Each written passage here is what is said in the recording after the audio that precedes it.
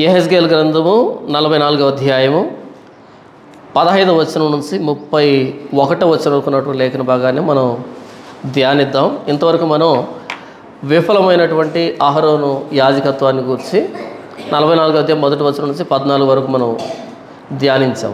ఇప్పుడు ఏంటంటే ఈ సాధువుకు ఈ యాజకత్వం వారు ప్రవర్తన పరంగా ఎలా ఉండాలి, సాధువుకు యాజకత్వం అన్నది కొత్త మందిరంలో ఎలాంటి సేవ చేయాలి, ఈ సాధువుకు యాజకత్వంలో ఉన్నటువంటి వ్యక్తులు ఎలాంటి జాగ్రత్తలు తీసుకోవాలి, దేవాలయ పవిత్రతను ఎలా కాపాడాలి అనేది వ్రాయబడుతూ ఉంది. ఇక్కడ 15వ వచనం, ఇశ్రాయేలీలు నన్ను విసర్జింపగా నా పరిశుద్ధ స్థల సంరక్షణను కనిపెట్టు సాధువుకు సంతతి వారు లేవీయులైన యాజకులు పరిచర్య చేయుటకై నా సన్నిధికి వచ్చిన వారే నా సన్నిధిని నిలిచి క్రొవ్వును రక్తమును నాకు అర్పించుదురు. ఇదే ప్రభువుకు యెహోవా వాక్కు.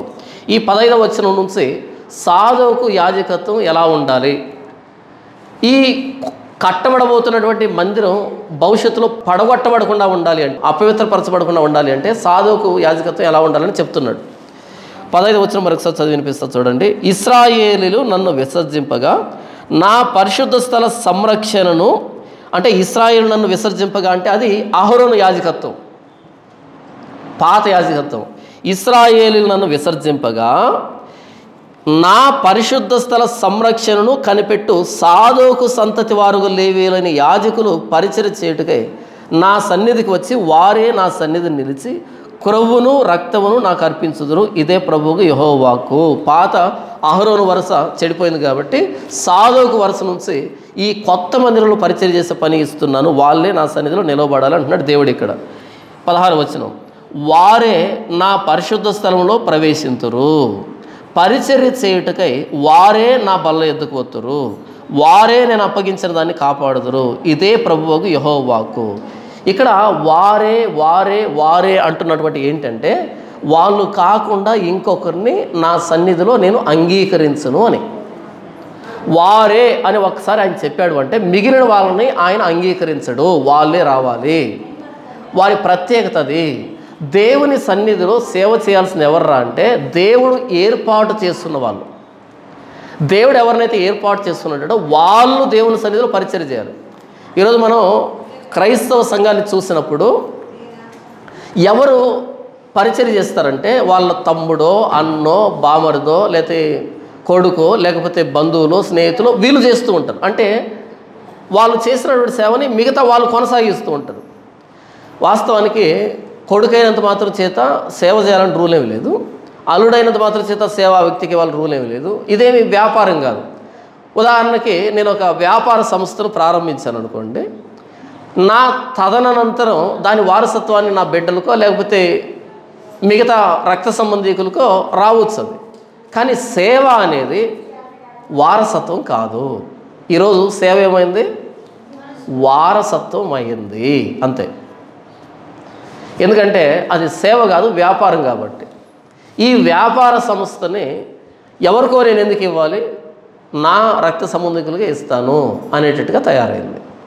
అందుకని మీరు చూడండి, పెద్ద పెద్ద చర్చిల్లో వేదిక మీద ప్రసంగం చేసేది ఎవర్రా అంటే పాస్టర్ గారు, పాస్టర్ గారి కొడుకులు, పాస్టర్ గారి పిల్లలు, పాస్టర్ గారి బంధువులు స్నేహితులు చేస్తూ ఉంటారు వేదిక మీద ప్రసంగాలు. కానీ వేదిక కింద పాకి పనులు అంటారు చూసారా, పాచి పనులు, ఈ మిగిలినటువంటి పనులను ఎవరు చేస్తుంటారు? ఈ మిగతా వాళ్ళు చేస్తూ ఉంటారు. వీళ్ళు ఎప్పటికీ వేదిక మీదకి ఎక్కరు, వేదిక మీద ఉన్న వాళ్ళు ఎప్పటికీ కిందికి దిగరు. వారసత్వం అయింది. ఎవరు సేవ చేయాలంటే వారే వారే వారే అని ఎందుకు అంటున్నాడు అంటే నేను ఏర్పాటు చేస్తున్న వాళ్ళు సేవ చేయాలి. దేవుడు ఒకడికి అద్భుతంగా పాట పాడేటువంటి గొంతునిస్తాడు, తలాంతుని. వాడు పాట పాడితే అద్భుతంగా ఉంటుంది. సంఘం అంతా పాటతో దేవుణ్ణి స్తుతించేదానికి అవకాశం ఉంటుంది. కానీ వాడు మనోడు కాదే, మన కులస్తుడు కాదే. దేవుడు వాడికి మంచి గొంతునిచ్చాడు కాదనిలే, కానీ మన కులంలో పుట్టించలేదు. అది వచ్చిన సమస్య కదా. లేకపోతే మన బంధువు కాదే, అది వచ్చిన సమస్య. కాబట్టి వాడు పాటలు ఎక్కడ పాడాలి? ఎక్కడో బయట ఎక్కడో పాడుకుంటాడు. కానీ వేదిక మీద ఎవరు పాడాలి? మన కుటుంబీకులు. అపర గార్ధవ స్వరాన్ని వేసుకొని పాడుతుంటారు. గార్ధవం అంటే తెలుసా? గాడిద. అపర గార్ధవ స్వరాన్ని వేసుకొని వేదిక మీద రాగాలు తీస్తూ ఉంటారు. అప్పుడు అనిపిస్తుంది ఎందుకు రేపు బ్రతుకు అనిపిస్తుంది. ఎందుకు ఆ వ్యక్తి పాట పాడాలి? నిజంగా క్రైస్తవులు కొంతమంది పాటలు పాడుతూ ఉంటారు. నాకు అనిపిస్తుంది వీళ్ళ కాన్ఫిడెన్స్ ఏంటని. ఎంత కాన్ఫిడెన్స్ తెలుసా వాళ్ళకి, ఎంత నమ్మకం తెలుసా వాళ్ళకి. వింటారు జనాలు అంతే. ఎవడు దగ్గరికి వెళ్ళి అయ్యగారు మీ స్వరం ఎలాగుంటుందో మీకు తెలియకపోయినా మాకు అర్థమవుతుంది, మా కర్ణబేరి ఇబ్బంది పెడుతుంది, కర్ణబేరి రక్తవాంతి చేసుకుంటుంది, దయచేసి మీరు ఆపండి. ఎవరికైనా పాట పాడే తలాంత ఉంటే వాళ్ళకి ఇవ్వండి మైక్ అని ఎవరు అడగరు.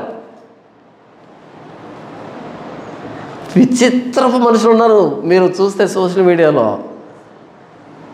ఆ గొంతులు పరమ దరిద్రంగా ఉంటాయి. నేను గొంతును తప్పు పట్టట్లేదు, అన్ని గొంతులు పాడడానికి పనికిరావు. ఇప్పుడు నా గొంతు పాడడానికే పనికిరాదు, ఏమంటే గతి లేక కానిస్తా. కానీ వాస్తవానికి నాది పాడే గొంతు కాదు, మాట్లాడమంటే మాట్లాడతాను. నేను ప్రసంగం చేయమంటే చేస్తాను. నా గొంతు ప్రసంగానికి అనుకూలంగా ఉంటుంది, కానీ పాట పాడడానికి అనుకూలంగా ఉంటుంది నా గొంతు.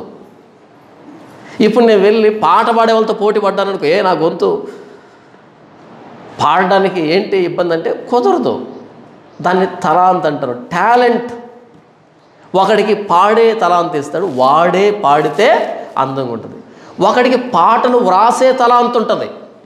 ఇప్పుడు నాకు పెన్ను ఇచ్చి రాయమన్నారు ఒక పాట, ఏమి రాయాలో తెలియదు నాకు. ఎందుకని మరి ప్రసంగం రాయమన్నారనుకోండి, అద్భుతంగా రాశాను ప్రసంగాన్ని. కానీ పాట రాయమన్నారనుకోండి నా వల్ల కాదు. కానీ కొంతమంది అద్భుతంగా పాటలు రాస్తారు, వాడు రాయాలి.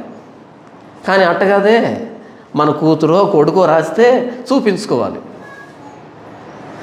కుటుంబ నాయకత్వం, వారసత్వం క్రైస్తవులకు వచ్చిన కారణం చేత భ్రష్టు పట్టింది.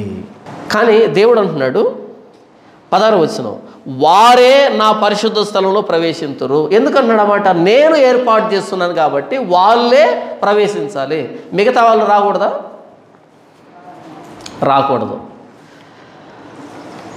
పరిచర్య చేయుటకై వారే నా బల్ల యుద్ధకు వత్తురు, వారే నేను అప్పగించిన దాన్ని కాపాడుదురు. ఇదే ప్రభువుగా యెహోవా వాక్కు. దేవుడు తన పరిచర్య చేసేదానికి కొంతమందిని ఏర్పాటు చేసుకుంటాడు. వాళ్ళు పరిచర్య చేస్తే అద్భుతంగా ఉంటుంది. మీకు మాట చెప్పనా, మీరు కార్పొరేట్ చర్చలు ఉంటాయి. కార్పొరేట్ చర్చలు అంటే పెద్ద పెద్ద చర్చలు, గోడౌన్ లాగా ఉంటాయి. ఈ మధ్య నేను విజయవాడ వెళ్ళొచ్చాను కదా. విజయవాడ వెళ్తే విజయవాడ దాటి కొంచెం ఒక నాకు తెలిసి 10 కిలోమీటర్లు బయటకు వస్తే కోల్డ్ స్టోరేజెస్ అని రోడ్డు అటువైపులో ఇటువైపులో ఉన్నాయి. తెలుసా మీకు కోల్డ్ స్టోరేజ్ అంటే? పెద్ద గోడౌన్ ఉంటుంది. ఎందుకు ఇది కట్టారంటే ఆ చుట్టుపక్కల ప్రాంతాల్లో ధాన్యం పండితే ఆ ధాన్యాన్ని అమ్మేసుకున్నాం అనుకో వెంటనే. మొన్న బస్ స్టాండ్కి వెళ్ళి ఇవన్నీ చూసారు, దోసకాయనే కదా మనం ఇక్కడ దాన్ని దోసకాయ అంటాం, అక్కడ వాళ్ళు కరబూజ అంటారు దాన్ని. మొత్తానికి దోసకాయ, మనకు దోసకాయ తెలుసు కదా. దోసకాయల దగ్గర ఆగి అన్న ఎంత అన్న, నేనేమనుకున్నాను కేజీ 100 అంటాడేమో అనుకుంటూ ఎంత అన్న. ఆయన అన్నాడు 100కు 10 అన్నాడు. ఎంతంట? 100కు 10 దోసకాయలు 100కు 10. 100కు 10 అంటే కాయ ఎంత పడింది? 10 రూపాయలు పడింది. అందులో వీడికి లాభం ఉందా లేదా? ఉంది. ఇప్పుడు రైతు దగ్గర వీడు ఎంత కొనుక్కుంటాడు అంటే రైతుకి కాయ ఎంత పడి ఉంటుంది? రూపాయి లేదా 2 రూపాయలు. మళ్ళీ రైతు అక్కడి నుంచి కోపించి కూలీల వాళ్ళు దాన్ని లోడ్ చేసుకొని మార్కెట్కి వచ్చి అమ్ముకోవాలి కదా రైతు. ఇదంతా పోను రైతుకి ఎంత వచ్చి ఉంటుంది? ఒక్కొక్క కాయ మీద 2 రూపాయలు. 2 రూపాయలకు షరబత్ కూడా రాదు. ఆయన ఏమన్నాడు అంటే నేను ఇంక అడగలే, 100కు 10 అని, కానీ ఇంకొకటి 2 అన్న వేసి ఉండేవాడు. నేను అడగలే, సరే 10 తీసుకున్నాను. ఆయన ఏమన్నాడు తెలుసా? అలా కడుతూ ఉండే ఏం రైతులే సార్, రైతు నాశనం అయిపోయినాడు అని కడుతున్నాడు ఆయన. ఏది ఆయనకు ఏమి రైతులే సార్, రైతు నాశనం అయిపోయాడు అని అడగలే. నిజంగా అమ్ముతున్న ఆయనకే బాధ అనిపిస్తుంది. 100కు 10 దోసకాయలు ఏంటి? 100కు 2, 3 వస్తే రైతు బాగుపడతాడు. 100కు 10 వచ్చాయంటే ఆటో బాడుకు కూడా రానటువంటి పరిస్థితి ఎవరికి? రైతుకి. ఇదంతా నేను ఎందుకు చెప్పాను? రైతు మీద ప్రేమతో కాదు, ఇప్పుడు చెప్పేదాన్ని అర్థం చేయించడానికి. మరలా మా అన్నకి రైతు మీద ఎంత ప్రేమ అని అనుకోకండి, నా టాపిక్ అది కాదు. అలా రైతు పండినటువంటి పంటని పుట్టుకొని అమ్మేసుకున్నాడు అనుకో, ధరలు ఉండవు ఆ సంవత్సరం, కానీ వచ్చే సంవత్సరం ధరలు పెరగచ్చు. అంతవరకు రైతు ధాన్యాన్ని దాచిపెట్టుకోవడానికి కోల్డ్ స్టోరేజ్ అని కడతారు. పెద్ద పెద్ద గోడౌన్లు అనమాట, పెద్ద బిల్డింగులు.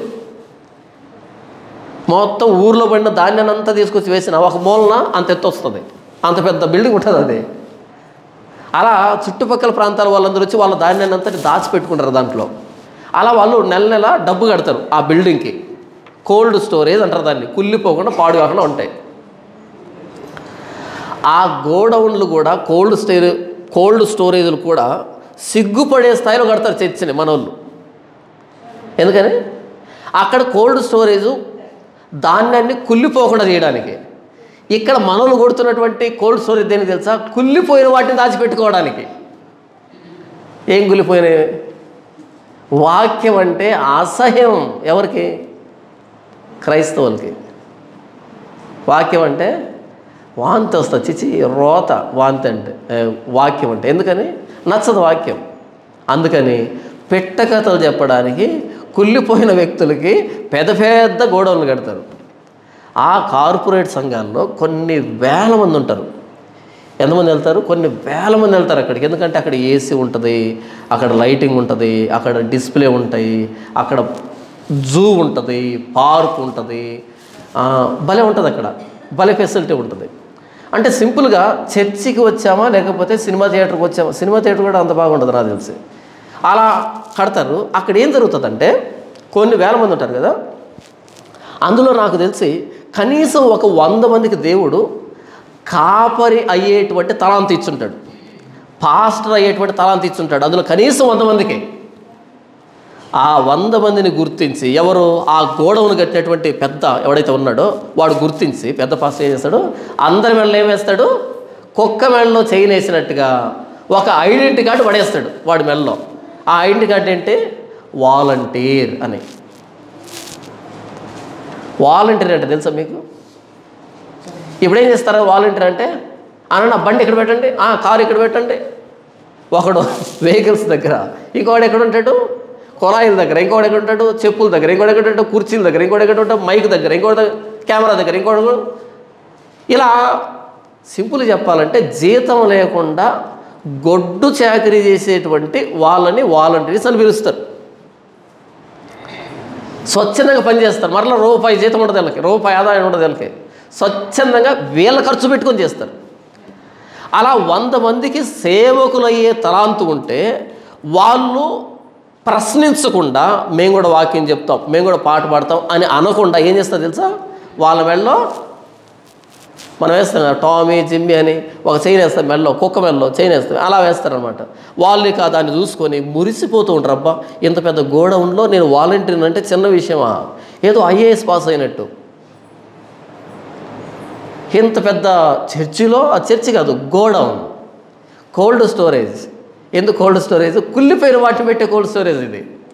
కానీ ధాన్యం నిల్వ చేసే కోల్డ్ స్టోరేజ్ వల్ల ప్రపంచానికి ఉపయోగం ఉంది. కానీ కుళ్ళిపోయిన వ్యక్తులు ఉంటారు, బుర్ర తక్కువ ఉంటుంది, వాళ్ళకి జ్ఞానం ఉండదు, ఆలోచన ఉండదు, ఆలోచించలేరు, వాక్యం తెలియదు.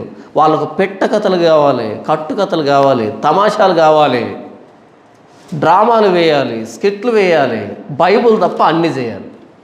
వాళ్ళ మెడలో వాలంటీర్ అనే ట్యాగ్ వేస్తారు. పాటలు పాడే తలాంతు ఉండేవాళ్ళు వాలంటీర్లు అయిపోయారు, పరిచయం చేసే తలాంతు ఉన్నవాళ్ళు వాలంటీర్స్ అయిపోయారు, సువార్త చేసేటువంటి తలాంతు ఉన్నవాళ్ళు వాలంటీర్స్ అయ్యారు. దేవుడి కోసం దేవుడు ఎంతో గొప్ప తలాంతులు ఇచ్చిన వాళ్ళంతా వాలంటీర్స్ అయిపోయారు. ఇక వేదిక మీద ఉంటారు అయ్యగారి కొడుకులో, కూతురులో, బంధువులు ఉంటారు. ఏ తలాంతు ఉండదు.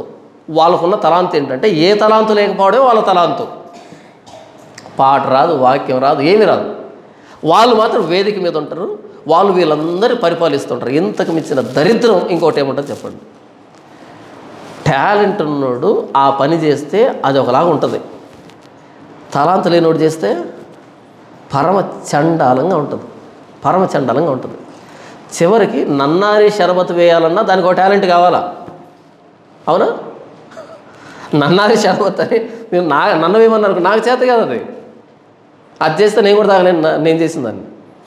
నన్నారి షర్బత్ వేయాలన్నా ఒక టాలెంట్ కావాలి. అందుకని అందరూ ఒకలాగా ఉండదు, అందరూ ఒకే దగ్గరికి వెళ్ళరు, వెతుక్కుంటూ వెళ్తారు షాపుని. ఎందుకంటే అక్కడ వాడు వేసేటువంటి విధానం ఒకలాగా ఉంటుంది. నేను ఏం చెప్తున్నానంటే వారే నా సన్నిధిలో నిలబడాలి, వారే నా సన్నిధికి రావాలి, వారే సేవ చేయాలంటే దేవుడు ఏర్పాటు చేసుకున్నాడు సాధోకు వంశాన్ని. అలా క్రైస్తవ సమాజంలో నిజంగా ఏర్పాటు చేయబడిన వాళ్ళే ఆయా పనులు చేస్తున్నారా, లేకపోతే ఏర్పాటు చేయబడకుండా మా దగ్గర డబ్బు ఉందని, పలుకుబడి ఉందని మిగతా వాళ్ళంతా వచ్చేసారా? ఈరోజు జరుగుతుంది అదే. దేవుడు పిలవలే వాళ్ళని, దేవుడు పిలవలే, దేవుడు ఏర్పాటు చేసుకోలే. వాళ్ళ దగ్గర డబ్బు ఉంది, ఆ డబ్బును తీసుకొచ్చి చర్చి రూపంలో పెట్టుబడి పెట్టారు. ఒక్కసారి పెట్టుబడి అంతే, వన్ టైం ఇన్వెస్ట్మెంట్, చచ్చిందాకా ప్రాఫిటే. ఒక గోడౌన్ కట్టేసి మంచి ఫెసిలిటీ ఇచ్చేస్తే గొర్రెలు వస్తూనే ఉంటాయి, ఇస్తూనే ఉంటాయి. ఒక్కసారి పెట్టుబడి పెడితే జీవితాంతం ప్రాఫిట్ వస్తూ ఉంటుంది, లాభం వస్తూనే ఉంటుంది. దౌర్భాగ్యమైంది పరిచర్య. నేను ఎందుకు చెప్పాను ఇదంతా అంటే దేవుడు ఏర్పాటు చేసుకున్న వాళ్ళు పరిచర్య చేయట్లేదు, దేవుడు ఏర్పాటు చేసుకుని వాళ్ళంతా పరిచర్యలోకి వచ్చారు. ఇది తప్పు. తర్వాత 17వ వచనం, వారు లోపటి ఆవరణపు గుమ్మముల్లోనికి వచ్చినప్పుడు జనుపనార బట్టలు ధరించుకోవాలి. ఈ దేవుని సన్నిధికి వచ్చేప్పుడంటే వాళ్ళు బట్టలు ఎలాంటివి వేసుకోవాలంట? జనపనార బట్టలు. అదేంటి బట్టలు కూడా చెప్తాడు దేవుడు? అవును కదా. మరి ఆయన సన్నిధికి వచ్చేటప్పుడు ఎలాంటి బట్టలు వేసుకోవాలో ఆయనగా చెప్పాలి. మీరు మీ బిడ్డల్ని స్కూల్లో చేర్చండి, స్కూల్లో చేర్చగానే 3వ రోజు 4వ రోజు వాడు ఏం చెప్తాడు తెలుసా? నాన్న యూనిఫామ్కు ఫీజు కట్టాలంట అంటాడు. అదేంట్రా ఇంటి నిండా జీన్స్ ప్యాంట్లు టీషర్ట్లు ఉన్నాయి వేసుకొని పోరా అంటే ఏమంటారు వాళ్ళు చెప్పండి? నీ జీన్ ప్యాంట్లు టీషర్ట్లు ఎక్కడ వేసుకుంటావు? ఇంట్లో వేసుకో. కానీ మా స్కూల్కి వచ్చేప్పుడు ఏం చేస్తావు?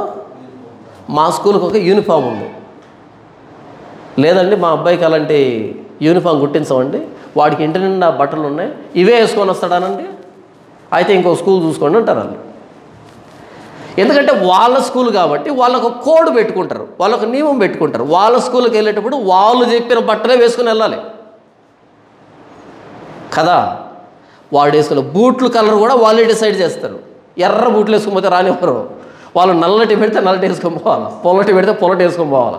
వాడు పొల్లది పెడితే నువ్వు ఎర్రది వేసుకొని పోయావు అనుకో, దాన్ని తీసుకొని కొడతారు కదా. వాడు కోడ్ ఒకటి ఉంటుంది. మరి దేవుడు కూడా ఆయన సన్నిధిలోకి వచ్చేప్పుడు ఏమంటున్నాడు అంటే జనపనార బట్టలు వేసుకొని రావాలి. ఒకవేళ వేసుకొని పోకపోతే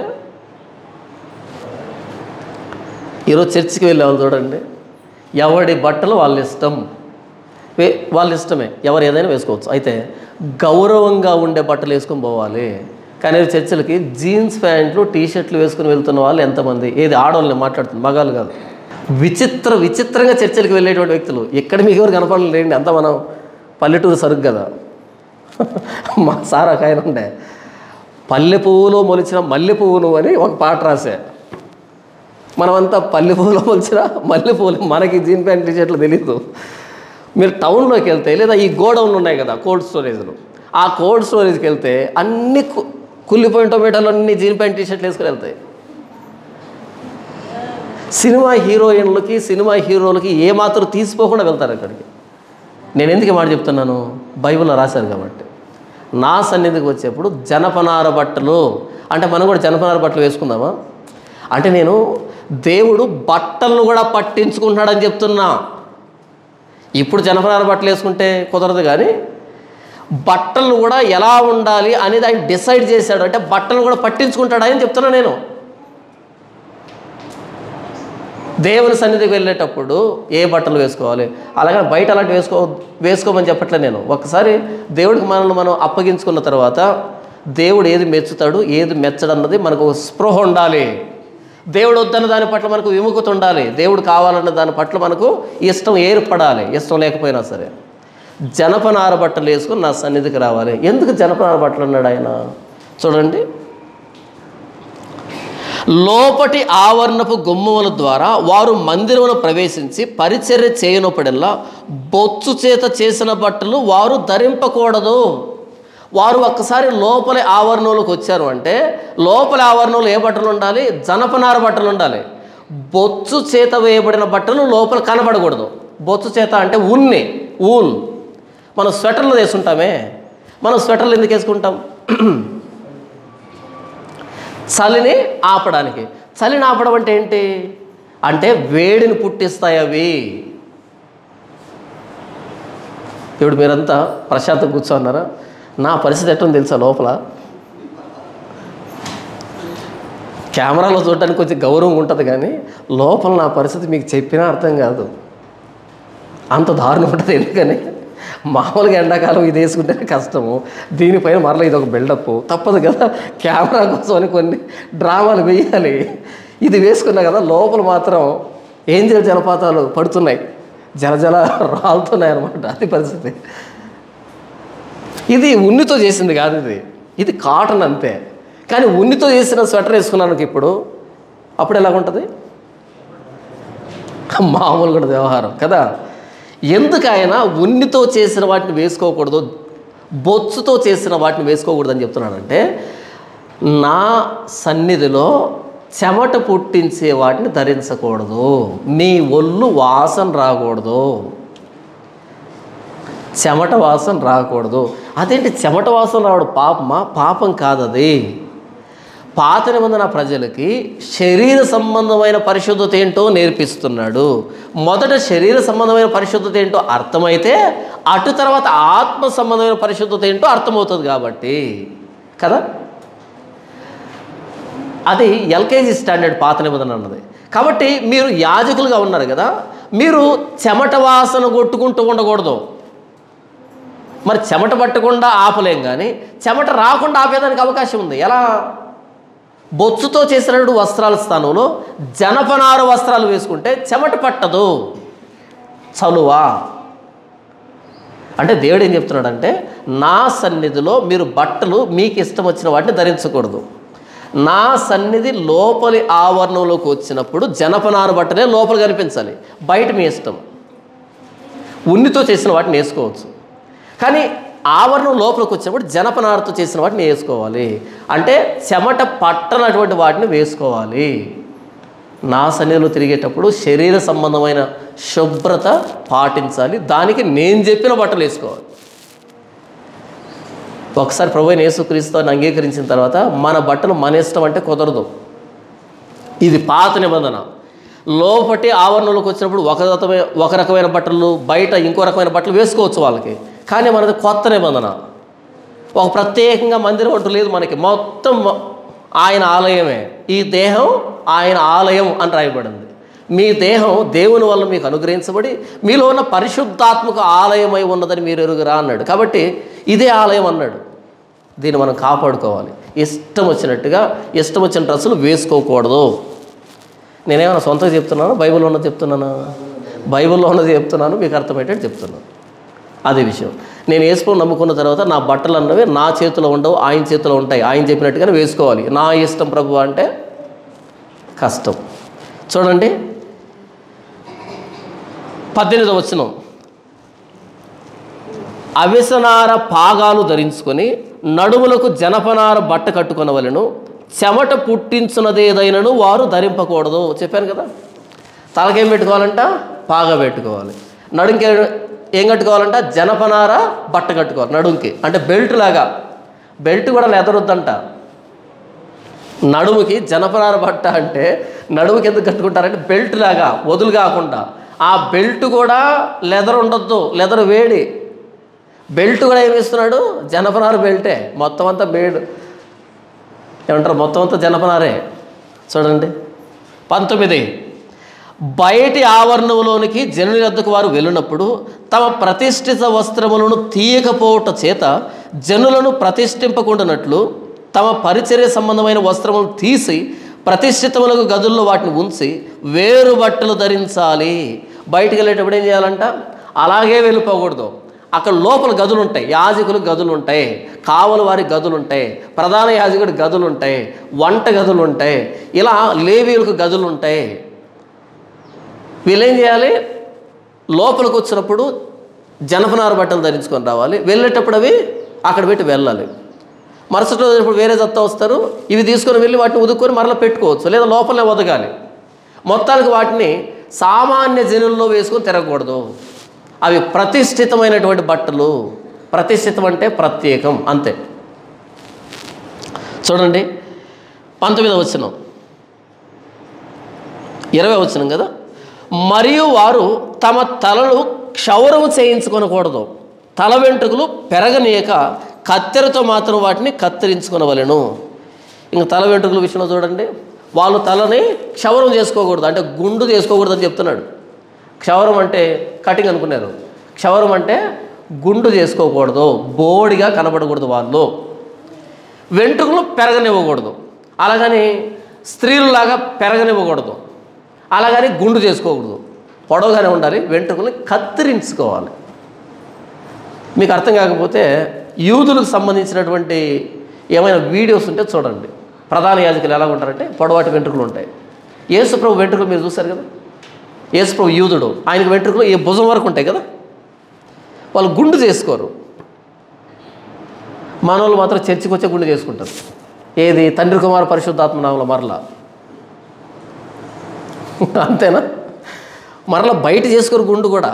చర్చికి వచ్చి తండ్రి యొక్కయు కుమారుని యొక్కయు పరిశుద్ధాత్మ యొక్క నామంలో మూడు ముడుపులు కత్తిరిస్తారు. ఒకవేళ గుండు చేసుకోవాలంటే ఎక్కడికి వెళ్ళి? మంగళ షాప్కి వెళ్ళి అక్కడ చేసుకుంటే మర్యాద ఉంటుంది. దాని మరలా ప్రార్థనాపూర్వకం గుండు చేసుకోవడం. ఏది? పుట్టెంటుకలు అంటే అవి. బైబిల్లో పుట్టెంటుకలు అని ఏమి ఉండదు. పుట్టెంటుకలు కత్తిరించుకోవాలనే పద్ధతి బైబిల్ ఎక్కడ ఉండదు. ఇవి కూడా పుట్టెంటుకలే కదా, గడ్డం కూడా కదా. ఈ గడ్డం తీసుకునేటప్పుడు ఫస్ట్ టైము ఎక్కడికి వెళ్ళి ప్రార్థన చేయించుకోలేదు కదా. నేనైతే చేయించుకోలేదు, మీరు చేయించుకున్నారా? పుట్టు గడ్డము, పుట్టు మీసాలు అవి ఉండవు. ఇది వేరే వేరే సంప్రదాయాలు, వేరే వేరే ఆచారాలు, వాళ్ళతో మన సంబంధం లేదు. క్రైస్తవుల సంప్రదాయం కాదు అది, బైబిల్లో లేదు అది. పుట్టు వెంట్రుకలు గొరిగించాలి, ప్రార్థనాపూర్వకం గొరిగించాలి అని లేదు మనకి. బయట ఉన్న దాన్ని తీసుకొచ్చి మనం నెత్తినేసి రుద్దుకుంటున్నాం.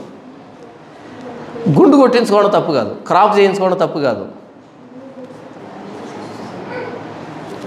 మన హెల్త్కి మంచిది అనిపిస్తే గుండు కొట్టించుకోవచ్చు, ఇబ్బందిగా ఉందంటే కటింగ్ చేయించుకోవచ్చు. అలాగని పొడవుగా వెంట్రుకలు పెంచుకోవడం కూడా తప్పే క్రైస్తవ పద్ధతి ప్రకారంగా. అంటే వెంట్రుకలు ఎలా ఉండాలి కూడా దేవుడు చెబుతున్నాడు. క్షౌరం చేసుకొని కనపడకూడదు, బోడి గుండుతో నా సన్నిధిని కనపడకూడదు. ఎందుకంటే వెంట్రుకలు ఉన్నవి అలంకారంగా ఇవ్వబడ్డాయి. దేవుడు ఈ తలని వెంట్రుకలతో అలంకరించాడు, అలంకారంగా ఇవ్వబడ్డాయి కాబట్టి వాటిని అలాగే ఉంచాలి. అలాగని పురుషుడు స్త్రీలాగా పెంచుకోకూడదు, పైట సింగులాగా. పురుషుడు కత్తిరించుకోవాలి, గుండు చేసుకోకూడదు. ఒకళ్ళు గుండు చేసుకుంటే అది అవమానానికి గుర్తు. మీరు ప్రవక్తల గ్రంథాలు చదువుతున్నప్పుడు నీ దేశాన్ని బోడి చేస్తాను, నీ తలని బోడి చేస్తాను అనేటువంటి మాటలు ఉంటాయి. అంటే అర్థం ఏంటంటే అవమానానికి గుర్తు. తల బోడి చేసుకోవడం అన్నది అవమానానికి గుర్తు బైబిల్ ప్రకారంగా.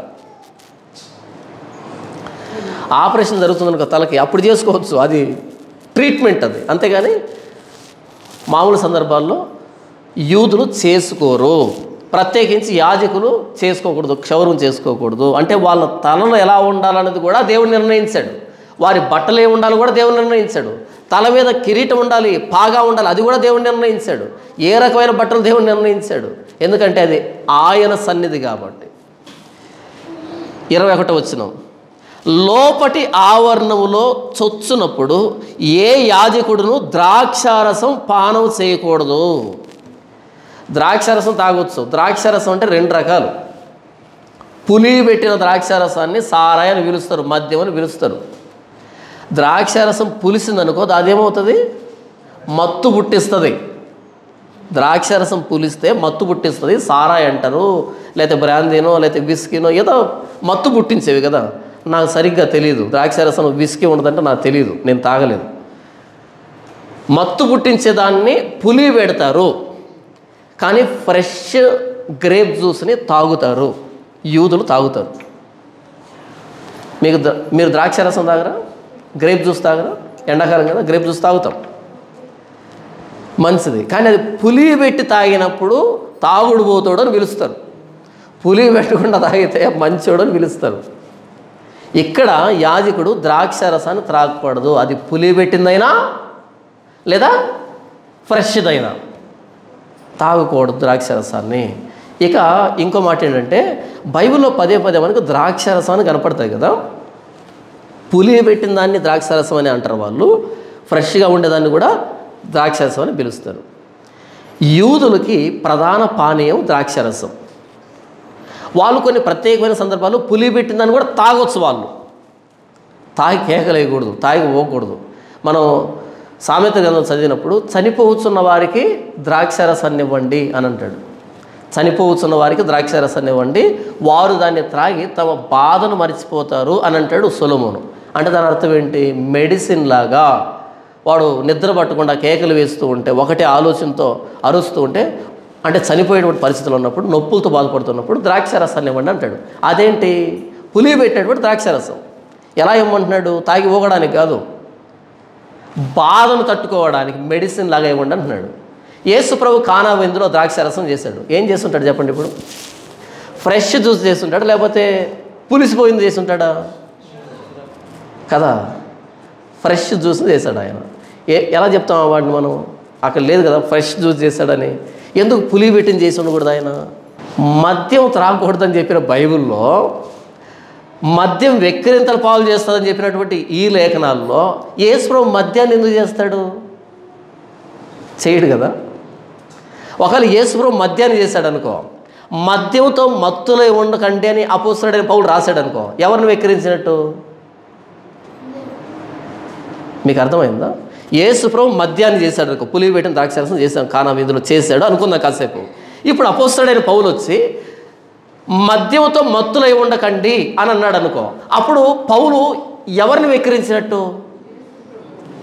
యేసు ప్రభువుని వెక్కిరించినట్టు. ఎందుకని? ఆయనే చేశాడు కాబట్టి. యేసు ప్రభువుని నమ్ముకున్నటువంటి పౌలు మద్యంతో మత్తులై ఉండకండి అన్నాడు అంటే, యేసు ప్రభు చేసింది ఫ్రెష్ జ్యూస్. ఒకవేళ యేసు ప్రభు ఫ్రెష్ జ్యూస్ కాకుండా పులి పెట్టిందని చేశాడు అనుకో, మనమంతా సారే తాగేవాళ్ళం, తాగుడు బోతులు ఉండేవాళ్ళం. క్రైస్తవులు అంటే తాగుడు బోతులు అని ముద్రపడి ఉండేది. ఎందుకని? ఆయనే చేసినప్పుడు మనకేంటి తాగడానికి? ఆయన చేసింది సారాయి కాదు కాబట్టి మనం సారాయి షాప్ వైపు కూడా చూడం, తాగం, దాని జోలికి వెళ్ళాం. ఎందుకని? అది బైబిల్కి వ్యతిరేకం కాబట్టి. ఎందుకు చెప్పాను అంటే, చాలామంది ఇప్పుడు ద్రాక్షరసం అనగానే యేసు ప్రభు కూడా ద్రాక్షరసం చేశాడు, ఆయన కూడా సారాయి చేశాడు. సారీ, ఒకవేళ యేసు ప్రభు సారాయి చేస్తుంటే కనుక ఆ విందులో తాగారే వాళ్ళంతా కింద పడి దొరలాలి, కేకలేయాలి. అలా కాదు. ఇంతవరకు జబ్బుది పెట్టుకున్నావు, ఇప్పుడేంటి శ్రేష్టమైనదని తీసుకొచ్చావు? అసలు ఎంత అద్భుతమైన ద్రాక్షరసం ఇదని మెచ్చుకుంటాడో ఆ వ్యక్తి. దాన్ని చెప్పాను నేను. అంటే యాజకుడు దేవుని ఆలయానికి వెళ్ళేటప్పుడు ద్రాక్ష రసాన్ని త్రాగకూడదు. అంటే ఏం తాగాలి ఏం తాగకూడదు కూడా దేవుడే నిర్ణయిస్తున్నాడు. అదేంటి ఫ్రెష్ జ్యూస్ తాగకూడదా? తాగకూడదు. ఎందుకని? ఆయన వద్దన్నాడు, అంతే. తరువాత 22వ వచనం, వారు విధవరాండ్రనైనను విడవబడిన దాన్నైనను పెళ్లి చేసుకొనకూడదు, కానీ ఇశ్రాయేలుల సంతతి వారు కన్యకలనైనను యాజకులకు భార్యలై విధవరాండ్రుగా ఉన్న వారినైనను చేసుకొనవచ్చును. ఇక పెళ్లి విషయం, ఎవడైనా యాజకుడిగా ప్రతిష్ఠించబడితే వాడు పెళ్ళి ఎవరినంటే వాళ్ళు చేసుకోకూడదంట. విడవబడిన దానను అంటే అర్థం ఏంటి? విడాకులు తీసుకుంటుంది ఎవరో ఒక ఆవిడ, చేసుకోకూడదు ఆవిడని. తర్వాత విధవరాండ్రనైనను, భర్త చనిపోయేటాడు, చేసుకోకూడదు. ఎవరు? మిగిలినటువంటి ఇశ్రాయేలు కాదు, యాజకులు గురించినటువంటి విధి ఇది. మరలా చాలామంది అంటారు, అదేంటి భర్త చనిపోయాడు ఆవిడ ఎందుకు పెళ్లి చేసుకోకూడదు? కాదు, ఇది ఎవరి గురించి? యాజకుల గురించి చెప్పబడుతుంది. ఇది బయట వాళ్ళ గురించి చెప్పబడుతుంది కాదు. బయట వాళ్ళు చేసుకోవచ్చు, విడవబడిన వారిని కానీ విధవరాండ్రు కానీ చేసుకోవచ్చు. కానీ యాజకుల విషయానికి వస్తే యాజకులు చేసుకోండి. ఎందుకని? యాజకుల ఆ సంబంధాలు పరిశుద్ధంగా ఉండాలి. వీళ్ళ సంబంధాలు పరిశుద్ధంగా ఉంటేనే కదా మిగిలినటువంటి ఇశ్రాయేలు జీవితాలు వీళ్ళు సంస్కరించగలుగుతారు? విడవబడిన దాన్నైనను విధవరాండ్రనైనను పెండ్లి చేసుకొనకూడదు. ఇశ్రాయేలుల సంతతి వారగు. ఒకవేళ పెళ్లి చేసుకుంటే ఏ సంతతిలో చేసుకోవాలి? ఇశ్రాయేలులోనే చేసుకోవాలి. కానీ మన సంసోను ఉన్నాడే, ఎవరు ప్రేమించాడు? వెళ్ళి ఫిలిస్తీయ కుమార్తెల్లో ఒకతను చూచి ఆవిడని తెచ్చి పెళ్లి చేస్తారా చస్తారా అని మొండి పట్టాడు. కొన్నైనా సావడం ఎందుకు, సరే ఆవిడని చేస్తావు, నువ్వే చావని పెళ్లి చేశారు. అంతే. యాజకుడు తన ఇష్టం వచ్చినప్పుడు పెళ్లి చేసుకోకూడదు. ఇశ్రాయేలు సంతతిలోనే పెళ్లి చేసుకోవాలి. అది కూడా విడవబడిన దాన్ని కానీ విధవరాన్ని కానీ చేసుకోకూడదు. కన్యకను పెళ్లి చేసుకోవాలి. ఎవరిని పెళ్లి చేసుకోవాలి? కన్యకను పెళ్లి చేసుకోవాలి. లేదు, ఒకవేళ విధవరాలను పెళ్లి చేసుకోవాలనిపిస్తే కనుక అప్పుడు ఎవరిని పెళ్లి చేసుకోవాలంటే యాజకులకు భార్యలై విధవరాండ్రుగా ఉన్న వారినైనా చేసుకోవచ్చు. ఆవిడ అంతకంటే ముందు యాజకుడినే పెళ్లి చేసుకుని ఉండాలి. యాజకుడు పొరపాటున చనిపోయి ఉండాలి. అప్పుడు ఆవిడ చేసుకోవచ్చు. ఎందుకంటే యాజకుడు ఎలాంటోడు, యాజక ధర్మం ఎలాంటిది తెలిసిందై ఉంటుంది. ఈవిడ ఆ ఆలోచనలో ఉంటుంది, భక్తి సంబంధంగా ఉంటుంది. కాబట్టి అలాంటి ఆవిడని చేసుకోవచ్చు. అంటే పెళ్ళి కూడా ఇష్టం వచ్చినప్పుడు చేసుకోకూడదా? చేసుకోకూడదంట యాజకులు.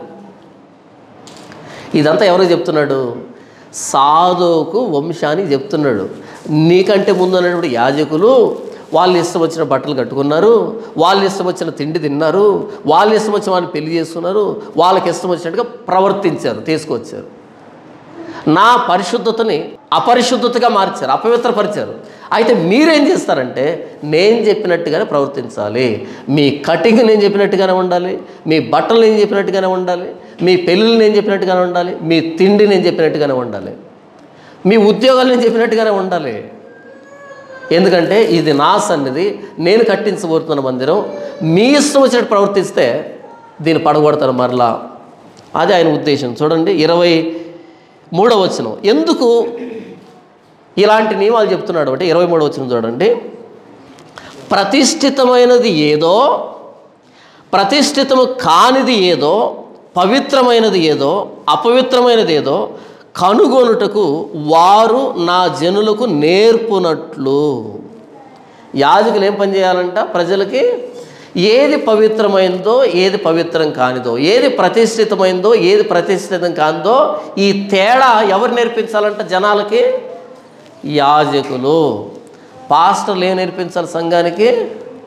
మీరు ఎంత ఇస్తే దేవుడు మీకు ఎంత ఇస్తాడు అనేది నేర్పించాలి కదా. పాస్టర్లు ఏం పని చేయాలి? మీరు దేవుడికి ఎంత ఇస్తే దేవుడు మీకు ఎంత ఇస్తాడు, వడ్డీ లెక్కలు నేర్పించాలి. అంతే కదా. ఈరోజు చర్చికి వెళ్తున్నాను, వడ్డీ లెక్కలు నేర్చుకోవడానికి వెళ్తున్నారు. దేవుడికి మనం 10 ఇస్తానంట, ఆయన ఎంత ఇస్తాడంట? 100 ఇస్తాడంట. మనం 100 ఇస్తే ఆయన ఎంత ఇస్తాడంట? 1000 ఇస్తాడంట. మనం 1000 ఇస్తే ఆయన ఎంత ఇస్తాడంట? 10,000 ఇస్తాడంట. 10,000 ఇస్తే 1,00,000, 1,00,000 ఇస్తే 10 లక్షలు.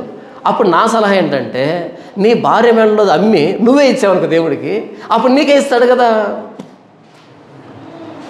అంతే కదా. ఇప్పుడు నేను 1,00,000 ఇచ్చాననుకో, దేవుడు నాకు 10 లక్షలు ఇస్తాడంట. ఓకే, అప్పుడు నువ్వేం చేస్తావు? ఎవరికి చెప్పకుండా నువ్వే నీ ఆస్తిని అమ్మి నువ్వే 10 లక్షలు దేవుడికి ఇచ్చావనుకో, నీకెంత ఇస్తాడు ఆయన? 10 లక్షలు ఇస్తాడు. ఎందుకు ఈ సీక్రెట్ అందరికీ చెప్పడం? పూర్వం భోగాలందరూ తయారయ్యారు క్రైస్తవ్యంలో. పూర్వం భోగులంతే, ఎందుకు పనికిరాని వ్యక్తులు సంఖలో సంచి చేసుకుని వచ్చేసారు లోపలికి. అంతే. మీరు ఎప్పుడైనా రెవెన్యూ ఆఫీస్కి వెళ్ళారనుకోండి, ఎంఆర్ఓ ఆఫీస్కి వెళ్ళారనుకోండి, పోరంబోకు అనే పదం పదే వినపడుతుంటుంది. పోరంబోకు అంటే ఏమనుకుంటారు ఇంతకీ?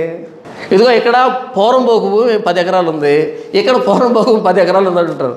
పోరంబోకు అంటే అర్థం ఏంటంటే ఎందుకు పనికిరాని భూమి అని. అవునా? ఆ పోరంబోకు వ్యక్తులందరూ కలిసి అంటే ఎందుకు పనికిరారు పాపం, నెత్తి మీద రూపాయి పెడితే ₹1 కూడా ఊడుకొండ వెళ్ళినాయి. ఆ పూర్వభోగాలందరూ ఏం చేశారంటే సంఖలో సంచేసుకొని మేము పాస్టర్లు మేము వచ్చేసారు లోపలికి చాలామంది. వీళ్ళు ఏమి నేర్పిస్తారు వేదిక ఎక్కినప్పటి నుంచి? ఏది ప్రతిష్ఠితమైంది, ఏది ప్రతిష్ఠితం కానిది, ఏది పరిశుద్ధమైంది, ఏది పరిశుద్ధం కానిది అని నేర్పించరు. ఏమి నేర్పిస్తారు? మీరు ఎంత ఇస్తే దేవుడు మీకు ఎంత ఇస్తాడు అది నేర్పిస్తారు. మన రాయలసీమ వైపు కొంచెం తెలివైన వాళ్ళు ఉంటారు. మన రాయలసీమలో తెలివైన వాళ్ళు ఉంటారు. ఎందుకో తెలుసా? మనకు పంట సరిగ్గా పండి సావదు కాబట్టి బుర్ర భలే పనిచేస్తుంది. వచ్చిన దాన్ని ఎత్తిపెట్టుకోవడం, కూడబెట్టుకోవడం భలే పని చేస్తుంది బుర్ర కదా. మీరు అటువైపు వెళ్ళారనుకోండి, వాళ్ళకి సంవత్సరానికి 3 పంటలు పండుతాయి. ఇది పనిచేయదు. మీకు అర్థమవుతుంది? ఎగతాళి చేయట్లే. కడుపు మాడేవాడికి తెలివి బాగా పనిచేస్తుంది, కడుపు నిండినవాడికి ఇది పనిచేసి సావదు. కాబట్టి అటువైపు వెళ్ళారనుకో, మీరు సంవత్సరానికి 3 పంటలు పండుతాయా, వాళ్ళకి ఇది పని చేయదు. నిజం పని చేయదు వాళ్ళకి. వాళ్ళ దగ్గరికి వెళ్ళి వడ్డీ లెక్కలు నేర్పిస్తారు. ఇంకో విషయం చెప్పమంటారా? ఈ కోస్తా ప్రాంతానికి వెళ్తే అక్కడ చేపల చెరువులు ఎక్కువ ఉంటాయి. చేపల చెరువులు, రొయ్యల చెరువులు, పీతల చెరువులు, ఈ చెరువులు ఎక్కువ. తమాషా చెప్పమంటారా? ఒక్కో పీతల చెరువు దగ్గర ఒక పెద్ద కటౌట్ ఉంటుంది. ఎవరిది? ఆ పీతల చెరువు పెట్టడానికి ప్రార్థన చేసినటువంటి దైవజనుడిది. అంటే దానికి ఈయన ప్రార్థన చేశాడు. ఒకవేళ జబ్బు వచ్చి పీతలన్నీ పోయాయనుకో, ఏదో పాపం చేసి ఆ పాపం చేపల చెరువు మీద, రొయ్యల చెరువు, ఆ పీతల చెరువు మీద పడి పీతలన్నీ పోయా నష్టం వచ్చింది. ఒకవేళ లాభం వచ్చింది అనుకో, ఎందుకు లాభం వచ్చింది చెప్పండి? వీడు ప్రార్థన చేశాడు, అందుకే పీతలు విపరీతంగా లాభం అయిపోయాయి. ఒక్కోసారి పీతల చెరువు అమ్మితే కొన్ని లక్షల రూపాయలు వస్తుంది. ఒక్కోసారి చేపల చెరువు అమ్మితే, మీరు ఎప్పుడు చూడలేదు కదా చేపల చెరువుని? నేను చూశాను చేపల చెరువు. ఒక్కొక్కటి ఎకరా ఉంది. చిన్నదంటే ఎకరా ఉంటుంది, పెద్దదంటే 10 ఎకరాలు ఉంటుంది. నేను అడిగాను, ఇంత పెద్ద చెరువులో చేపలు ఎలా పడతారంటే, ఆ వలలు ఉంటాయి కదా, పెద్ద పెద్ద వలలు ఉంటాయి, చిన్నవి కాదు. ఒక వలకి ఇంకొక వల అలా వరుసగా కడతారంట. ఈ చివరి నుంచి ఆ చివరిదా కడతారంట. ఆ గట్టు మీద ఒక ట్రాక్టర్ ఉంటుందంట, ఈ గట్టు మీద ఒక ట్రాక్టర్ ఉంటుందంట. ఏం చేస్తారు? ఈ అన్నీ కట్టి అలా దించుతారు వలని.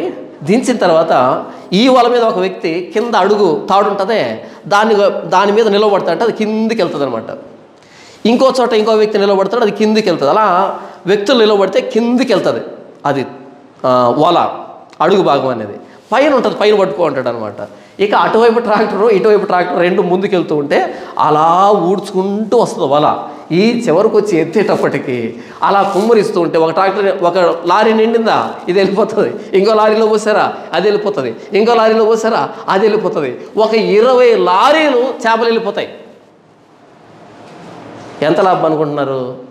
సింపుల్గా 60 లక్షల లాభం, సింపుల్గా ₹1,00,00,000 లాభం. ₹1,00,00,000 దశంభాగం ఎంత? ₹1,00,00,000 దశంభాగం ఎంత? 10 లక్షలు. నేను చెప్పేది ఒక్క చేపల చెరువు గురించి, ఒక్క చేపల చెరువు గురించి చెప్పాను నేను. ఇది 10 లక్షలు దశంభాగం.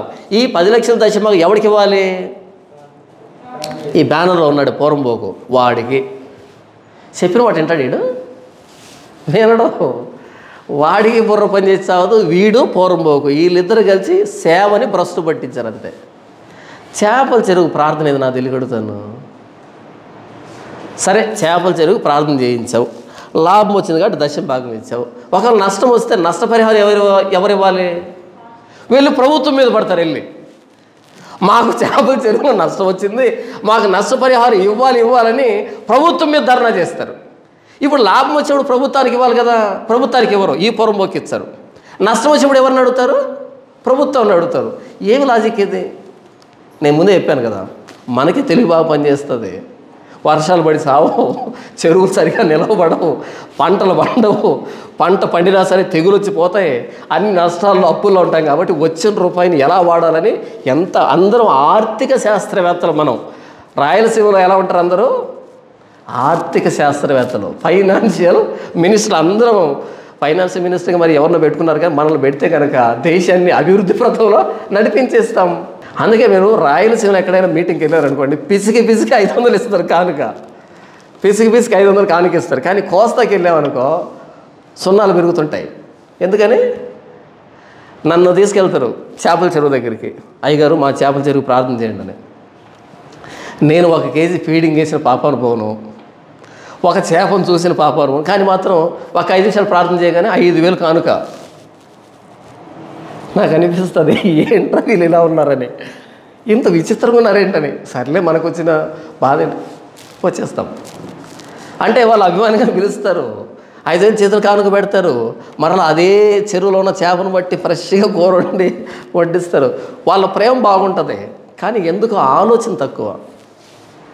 వాళ్ళ ప్రేమ మంచిదే కానీ ఆలోచన తక్కువ. నేనేం చెప్తున్నాను ఇంతవరకు, వేదిక మీద ఉన్నటువంటి కాపరి, సేవకుడు, బోధకుడు, యాజకుడు ఏది పరిశుద్ధం ఏది పరిశుద్ధం కాదు సమాజానికి నేర్పించాలి. కానీ ఈరోజు ఏం నేర్పిస్తున్నారు? వడ్డీ లెక్కలు నేర్పిస్తున్నారు. చేపల చెరువులు, రొయ్యల చెరువు దగ్గర ప్రార్థన చేయడానికి వెళ్ళిపోతున్నారు. ప్రార్థన చేయాల్సిన చేపల చెరువుగా, చేపల చెరువుకి ఫీడింగ్ ఇస్తే తింటాయి, లాభం వస్తుంది. చేపలకు ప్రార్థన ఏంటి? నేను యేసుప్రభు నమ్ముకున్న కొత్తలో ఒక పాస్టర్ గారు నన్ను వెంట పెట్టుకొని వెళ్ళాడు, సువార్తకి వెళ్ళాడు. తర్వాత లేట్గా తెలిసింది ఏంటంటే సువార్త కాదు, ఆయన చర్చికి వచ్చే వాళ్ళు పలకరించడానికి వచ్చాడని. నాకేం చెప్పాడు? జానపాలు మనం సువార్తకి వెళ్దాం అన్నాడు. సరే సువార్త అని నేను కూడా వెళ్ళాను. తీరా తెలిసింది ఏంటంటే ఆయన చర్చికి వచ్చే వాళ్ళు పలకరించడానికి వెళ్ళాడు ఆయన. అలా వెళ్తే ఒకనొక ఇంటికి రాగానే ఆవిడ ఒక కోడి పెట్టను, ఇప్పుడా ఇంకాసేపు అనేటువంటిది, అది తూగుతుంది చచ్చిపోవడానికి, దాన్ని సంకలో పెట్టుకు వచ్చింది. నేనేమనుకున్నా అంటే అయ్యగారికి ఇవ్వడానికి ఏమనుకున్నా, కాదంట, దానికి ప్రార్థన చేయాలంట. ఆ కోడి పెట్టి ప్రార్థన చేయాలంట. తెగులు పెట్టిన కోడి బ్రతుకుతుందా? బతకదు. ఆవిడ సంకలో పెట్టుకొచ్చి అయ్యగారు కోడికి ప్రార్థన చేయండి. అప్పుడు ఈయన దాన్ని నెత్తిన చేయబెట్టి ప్రార్థన చేశాడు. దేనికి? తెగులు పెట్టిన కోడికి నెత్తిన చేయబెట్టి ప్రార్థన చేశాడు. నాకు బుర్ర గిర్రం జరిగింది. ఇదేంటిది? ఆవిడ అడగడం ఏంటి, ఈయన చేయడం ఏంటి? పక్కకు వచ్చిన తర్వాత అన్న, ఆ తెగులు పట్టిన కోడికి ప్రార్థన చేయడం ఏంటన్నా, మనుషులు కదా ప్రార్థన చేసేదంటే ఆయన అన్నాడు, సామెతల గ్రంథంలో ఏమి రాయబడిందో తెలుసా అన్నాడు. ఎవరినైనా అది ఎక్కడుందో స్వామి అనుకోని, ఏమి రాయబడిందో అన్నట్టు ఆయన అంటున్నాడు, నీతిమంతుడు తన పశువుల ఎడల దయగలిగి ఉంటాడు అని రాయబడింది. నీతిమంతుడంట తన పశువుల ఎడల దయగలిగి ఉంటాడు, అందుకని ప్రార్థన చేస్తాను అన్నాడు. అంటే దాని అర్థం ఇదా? దాని అర్థం తెగులు పట్టిన కూడా ప్రార్థన చేయమనా? విషయం ఏంటి చెప్పమంటారా? ప్రార్థన చేసిన అర్ధగంటకి అది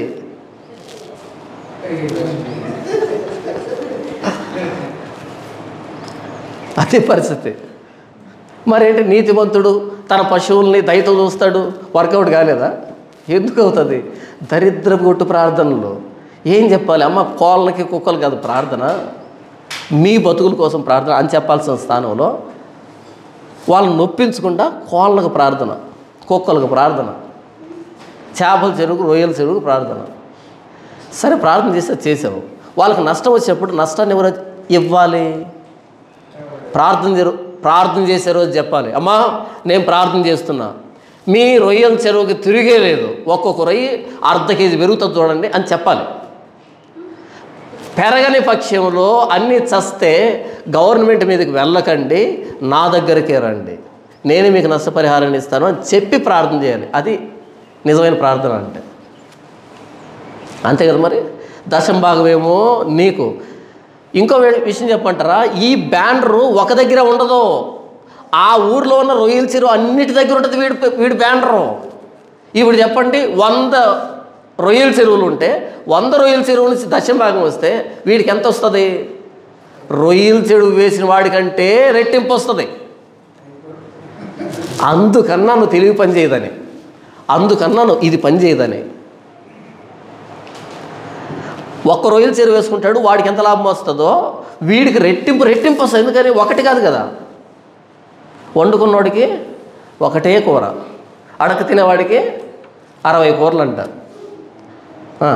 వండుకున్నవాడికి ఒకటే కూర, అడక తినేవాడికి 60 కూరలు. ఇదంతా నేను ఎందుకు చెప్పాను అంటే, ఏది పరిశుద్ధమైనది, ఏది పరిశుద్ధం కానిది, ఏది ప్రతిష్ఠితమైనది, ఏది ప్రతిష్ఠితం కానిది అని జనాలకు దేవుని వాక్యాన్ని అర్థం చేయించాల్సినటువంటి యాజకుడు ఈరోజు అడుక్కు తినేటువంటి వ్యక్తిగా మారిపోయాడు. అడుక్కు తినే వ్యక్తులుగా మారిపోయారు. పాస్టర్ అనగానే ఏం గుర్తొస్తుంది ఇక్కడ? అబ్బా వచ్చారా నాయన అనేటట్టుగా అయిపోయింది. ఆ మధ్య ఒక ప్రాంతానికి వెళ్తే ఒక ఆయన ఒక మాట బాధపడుతూ చెప్పాడు, అన్న మా ఏరియాలో పాస్టర్ ఎలాగంటే అన్న, హాస్పిటల్లో రోగులు ఉంటారే, హాస్పిటల్ రోగులు ఉంటారు కదా, వాళ్ళకు ప్రార్థన చేయడానికి వెళ్తారంట. మంచిదే కదా అన్న. ఆహా అయిపోలేదన్న, పూర్తి వినండి అన్నాడు. సరే చెప్పు అన్న. అక్కడ వెళ్ళి ప్రార్థన చేస్తారంట. ఎవరి దగ్గర? రోగి దగ్గర ప్రార్థన చేస్తారంట. ప్రార్థన చేసి ఆమె ఏం చెప్పిన తర్వాత రారంట. ఏం చేస్తారంట? బైబిల్ అలా తెరిచి ఇలా నిలబడుకుంటారంట వాళ్ళ దగ్గర. అంటే దాని అర్థం ఏంటో తెలుసా? వాళ్ళు కానుక ఇక్కడ పెట్టాలంట. ఇక్కడ కానుక పెట్టగానే అప్పుడు ఇలా మూసి దాన్ని అప్పుడు సంచిలో పెట్టుకొని ఇంటికి రారంట. ఎక్కడికి వెళ్తారు? ఇంకో పేషెంట్ దగ్గరికి వెళ్తారు. తర్వాత మరలా ఓపెన్ చేసి ఇలా పెడతారు, మూసుకుంటారు. ఇలా పెడతారు, మూసుకుంటారు. అలా మొత్తంగా ఇంటికి వచ్చిన తర్వాత ఇలా ఓపెన్ చేసి ఈ పేజీలో ఎంత వచ్చింది, ఈ పేజీలో ఎంత వచ్చింది, ఈ పేజీలో మొత్తం అంతా కలిసి జేబులో పెట్టుకుంటారు అనమాట. అప్పుడు నేను దాన్ని విని బాధపడి ఆయన అన్న నాతో, అన్న వీళ్ళు బైబిల్ని బొచ్చెలాగా వాడుకుంటున్నారన్న, అడుగు తిన బొచ్చెలాగా వాడుకుంటున్నారు. సరే తీసుకొని వచ్చారు కానీ బైబిల్ ఎందుకన్నా వాడుకోవడం, చేయి పెట్టచ్చు కదా అనేటట్టుగా అన్నాడు. దాన్ని నేను వీడియోలో మాట్లాడి బైబిల్ ఏమైనా బొచ్చే ఆడుకోవడానికి కాదు, చేత్తో తీసుకొని రావండి, అసలు ఆ పనే దరిద్రం. సరే ఆ దరిద్రంలో కొంచెం మర్యాదగా చేసి చేత్తో తీసుకుంటానట్టుగా నేను అంటే అప్పుడు ఫోన్లు వచ్చాయి. నాకు నిజంగా షాక్ అయ్యాను నేను. ఎంతమంది ఫోన్ చేశారంటే అదేంటి అలా మాట్లాడతావు? నేను అడిగాను, అంటే మీరు కూడా ఇదే కేటగిరీనా? నువ్వు తీసుకోవా అంటున్నాడు తిరిగి. తీసుకుంటే నేను ఎందుకు చెప్తాను అన్నమాట. పాస్టర్ అనగానే కానుక కోసం వచ్చాడేమో అనే రోజులు వచ్చాయి.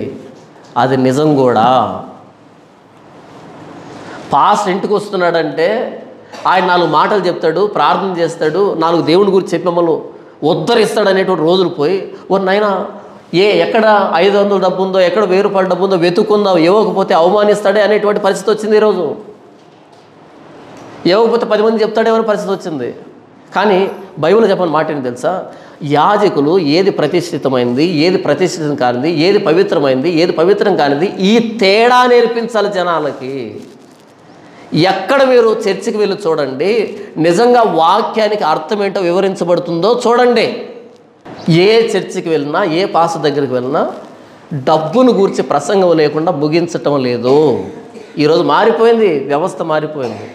ఇంకా ఎక్కువ మాట్లాడితే డబ్బును అడుక్కునేవాడికే ఎక్కువ ఆదరణ, వాక్యం చెప్పేవాడికి ఆదరణ లేదు. చూద్దాము. యెహెజ్కేలు గ్రంథం 44వ అధ్యాయము 23వ వచనం. ప్రతిష్ఠితమైనదేదో ప్రతిష్ఠితము కానిదేదో, పవిత్రమైనదేదో అపవిత్రమైనదేదో కనుగొనుటకు వారు నా జనులకు నేర్పునట్లు. అది యాజకుల పని, జనాలకు నేర్పించాలి. ఇది ప్రతిష్ఠితమైనది, ఇది ప్రతిష్ఠితం కానిది, ఇది పరిశుద్ధమైనది, ఇది పరిశుద్ధం కానిది అని నేర్పించాలి జనాలకి. అది యాజకుని పని. 24వ వచనం. జనులు వ్యాజ్యమాడినప్పుడు నా విధులను బట్టి వారికి తీర్పు తీర్చుటకై వారు తీర్పరులుగా నియమించబడుదురు. నేను నియమించిన విధులను బట్టి కట్టడలను బట్టి నా నియామక కాలమును జరుపుదురు, నా విశ్రాంతి దినమును ఆచరించుదురు. జనాలు వ్యాజ్యమాడుతూ ఉన్నప్పుడు ఏం చేయాలంటే వాళ్ళు తీర్పు తీర్చాలంట. జనాలు వ్యాజ్యం ఆడేటప్పుడు ఏం చేయాలంట? వ్యాజ్యం అంటే గొడవ చేసేటప్పుడు తీర్పు తీర్చేది ఎవరు? యాజకుడు. ఎలా? వాక్యాన్ని బట్టి. కానీ ఈరోజు పరిస్థితి ఏంటి తెలుసా? మనం తీర్పు తీర్చకూడదు. ఎవరు చెప్పాడు మీకు అసలు? నా తెలుగడుతాను తీర్పు తీర్చొద్దని.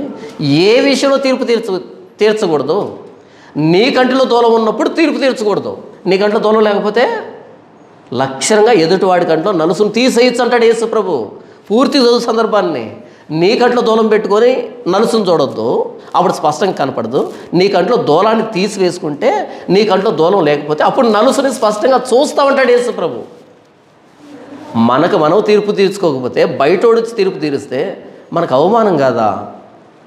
లేఖనాన్ని సరిగ్గా చదవకపోవడం. 25వ వచనం. తండ్రిదియు తల్లిదియు కుమారునిదియు కుమార్తెదియు సహోదరునిదియు పెండ్లి కాని సహోదరుదియు శవమును ముట్టి అంటుపడవచ్చును. అయితే మరి ఏ మనుష్య శవమును కానీ ముట్టి అంటుపడకూడదు. ఒకడు అంటుపడి సుశీర్భూతుడై తరువాత 7 దినములు లెక్కించి పరిశుద్ధ స్థలంలో పరిచర్య చేయుటకై లోపటి ఆవరణంలోని పరిశుద్ధ స్థలమునకు వచ్చువాడు అతడు తన కొరకు పాప పరిహారార్థ బలి అర్పించవలెను. ఇదే ప్రభువైన యెహోవా వాక్కు. ఇంతవరకు ఏమంటున్నాడు అంటే, ఒకవేళ శవం దగ్గరికి వెళ్ళాలి అంటే అది తల్లిది కానీ తండ్రిది కానీ సహోదరుడిది కానీ సహోదరిది కానీ అయి ఉంటేనే వెళ్ళవచ్చు. ఆ సహోదరి కూడా పెళ్లి కానటువంటి సహోదరి అయితే వెళ్ళొచ్చు. కానీ మిగిలినటువంటి శవాలను తగిలి అపరిశుద్ధుడు కాకూడదు అని చెప్తున్నాడు. అంటే వారి ఎమోషన్స్ కూడా, వారి భావోద్వేగాలు కూడా దేవుడి వాక్యానికి లోబడి ఉండాలి, ఎందుకంటే అతడు యాజకుడు కాబట్టి అని చెప్తున్నాడు. తర్వాత 28వ వచనం, ఒకవేళ అపవిత్రుడైతే కనుక తన కోసం పాప పరిహారార్థ బలి అర్పించుకోవాలి అని చెప్తున్నాడు. 28వ వచనం, వారికి స్వాస్థ్యమేదనగా నేనే వారికి స్వాస్థ్యము, ఇశ్రాయేలీల్లో వారికి ఎంత మాత్రమును స్వాస్థ్యమును ఇయ్యకూడదు, నేనే వారికి స్వాస్థ్యము. ఇక వారి జీవనోపాధి విషయానికి వస్తే, వారి డబ్బు విషయానికి వస్తే, ఆస్తి విషయానికి వస్తే యాజకులకి స్వాస్థ్యం ఎవరంట? నేనే, వారి ఆస్తి నేనే అని చెప్తున్నాడు. ఇప్పుడు మీరు క్రైస్తవ సమాజాన్ని వెళ్ళి చూడండి, నాకు దేవుడే ఆస్తి అండి, దేవుడే ఆస్తి అండి అనేవాళ్ళు ఎవరైనా ఉన్నారో చూడండి. ఆ మధ్య ఒక ప్రాంతానికి వెళ్తే ఆయన చెప్తున్నాడు, అన్న ఈ టౌన్లో కనీసం 20 ఇళ్ళు ఈయన పేరు మీద ఉంటాయన్న, 20 ఇళ్ళు బాడుగి ఇచ్చాడన్నా అని చెప్తున్నాడు. ఎవరైనా పాస్టర్. ఎన్ని కట్టాడంట ఆ టౌన్లో? 20 ఇళ్ళు కట్టి బాడుగులకి ఇచ్చాడంట పాస్టర్ గారు. అంత ఎలా సంపాదించావు? వాక్యం చెప్పా? వాక్యం సంపాదించావా? ఏం చెప్పి సంపాదించావు? వడ్డీ లెక్కలు చెప్పి సంపాదించావు. తప్ప కదా? వడ్డీ లెక్కలు చెప్పి దేవుడికి ఎలా ఇవ్వాలని నేర్పించి దశం భాగాలను మాట్లాడి టౌన్లో ఎన్ని కట్టాడంట? 20 ఇళ్ళు కట్టి బాడుగులకి ఇచ్చాడంట. నెలకు ఆయనకు వచ్చేటువంటి వడ్డీలే, అంటే ఆ బాడుగులే లక్షల్లో వస్తాయంట. ఇక వడ్డీకి ఎంత తిప్పుతున్నావు అన్నా? ఏ మాటకు ఆ మాట చెప్పుకోవాలన్నా, ఆదివారం మాత్రమే చర్చిలో ఉంటాడన్నా, మిగిలిన 6 రోజులు ఆ లోకల్గా ఎవరైతే ఉన్నాడో, ఎమ్మెల్యే ఉన్నాడో ఆయన పక్కనే తిరుగుతుంటాడన్నా. ఏం చేస్తుంటాడంట? ఆదివారం చర్చిలో ఉంటాడంట పాస్టర్ గారు, మిగిలిన 6 రోజులు ఎక్కడ ఉంటాడంట? ఎమ్మెల్యే పక్కన తిరుగుతుంటాడంట. పాస్టర్ గారికి ఎమ్మెల్యే పక్కన తిరగాల్సిన అవసరం ఏంటి? దేనికోసం తిరుగుతున్నాడు ఇంతకీ అన్న? సెటిల్మెంట్ చేస్తాడన్న పాస్టర్ గారు అని చెప్తున్నాడు. సెటిల్మెంట్ చేస్తాడట. మరి ఎమ్మెల్యే గారు మన ఫ్రెండ్ అయితే చేసేదేం పని? సెటిల్మెంటే కదా. ఒక కాలేజ్ కట్టించాడన్న. ఏం కాలేజ్? బైబిల్ కాలేజ్ కాదు, బయట కాలేదు, ఒక కాలేజ్ కట్టించాడన్న. కాలేజ్ కట్టించడం తప్పేం కాదు, కానీ అందరిలాంటి ప్రమాణాలతో కట్టించడం తప్పు. అయినా పాస్టర్ కాలేజ్ కట్టించడం ఏంటి? పాస్టర్ కాలేజ్ కట్టించడం ఏంటి? ఇలాంటి వాళ్ళు లేరా క్రైస్తవ సమాజంలో?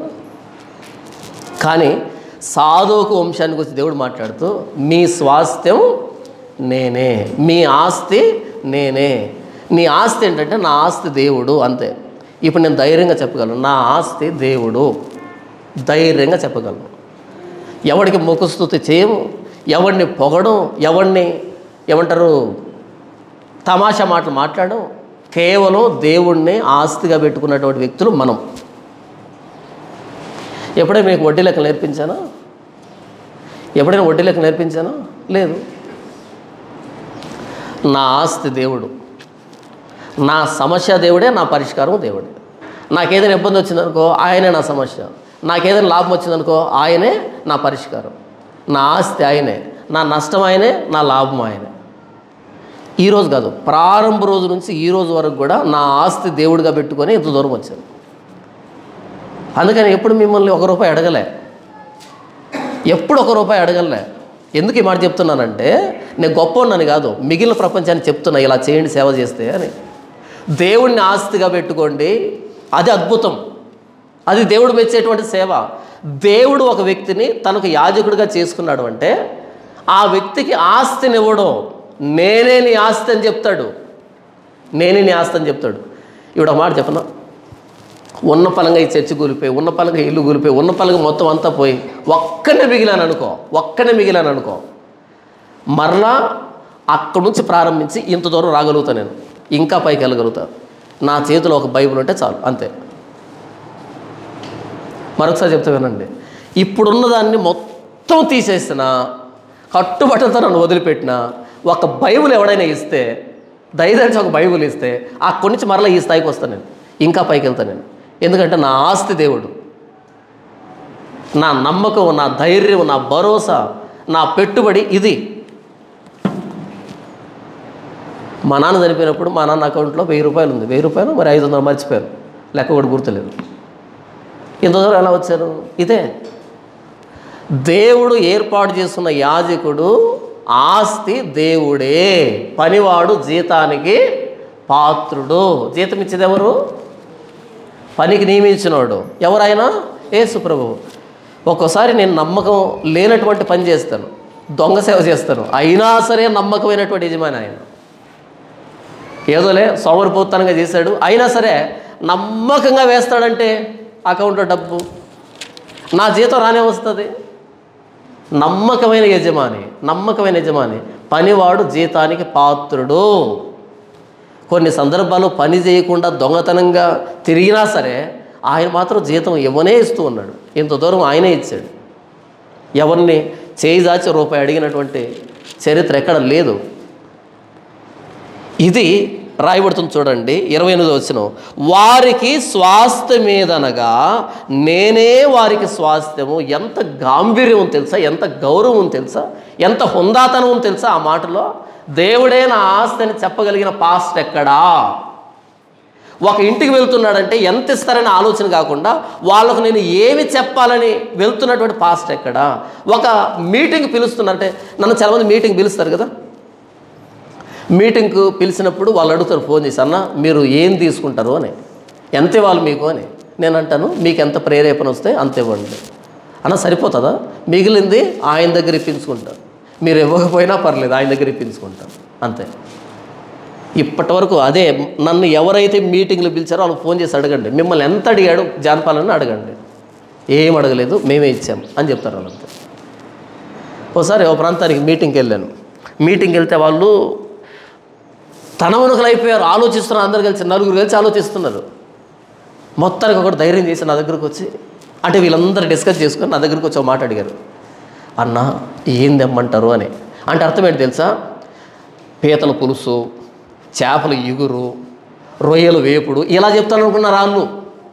కాబట్టి ఏమనుకున్నారు, ఒరే ఒకవేళ పీతలు చెప్తే నువ్వు పట్టుకురా, ఒకవేళ చేపలు తీసుకొస్తే నువ్వు అని ఇలా మొత్తం మాట్లాడు నా దగ్గరకు వచ్చి చెప్పండి అన్నట్టు. నేను అన్నాను, పెరుగు అన్నము ఒకవేళ కుదిరితే కనుక ఆవకాయ బద్ద పట్టుకురండి అన్నా.